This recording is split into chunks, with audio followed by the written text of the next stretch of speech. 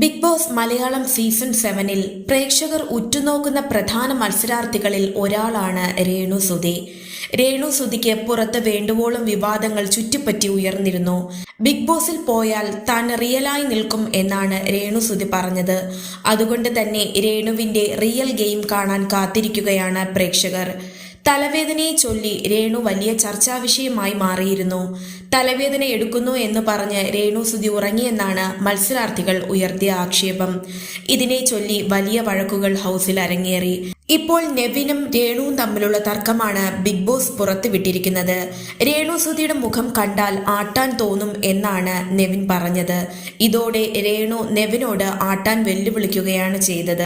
നെവിൻ ഈ വെല്ലുവിളി സ്വീകരിച്ച് രേണുവിനെ ആട്ടും, തിരിച്ച് രേണുവും. അതിനുശേഷം ഇരുവർക്കും തെറ്റാണെന്ന് പരസ്പരം മനസ്സിലാവുകയും പരസ്പരം ക്ഷമ ചോദിക്കുകയും ചെയ്തിരുന്നു.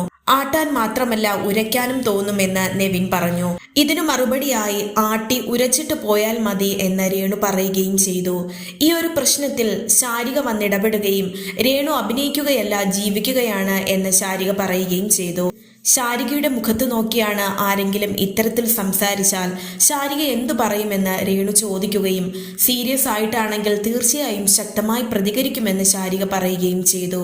അതേസമയം ഈ ഒരു വീഡിയോയ്ക്ക് താഴെ പിന്തുണ അറിയിച്ച് നിരവധി പേരാണ് കമന്റ് ചെയ്തിരിക്കുന്നത്. ഒരാളുടെ മുഖത്ത് നോക്കി ഇങ്ങനെയൊക്കെ പറയുന്നത് ശരിയാണോ എന്നും പ്രേക്ഷകർ ചോദിക്കുന്നുണ്ട്. രേണുസുതിയോട് ആർക്കും എന്തുമാവാം എന്ന അവസ്ഥയാണ്. ഇതൊരു മനുഷ്യ സ്ത്രീയല്ലേ, പാവം തോന്നുന്നു എന്നിങ്ങനെ പോകുന്നു കമന്റുകൾ. ബിഗ് ബോസിന്റെ പുതിയ അപ്ഡേഷൻസ് ഉടനടി ലഭിക്കുവാനായി ചാനൽ സബ്സ്ക്രൈബ് ചെയ്യുക.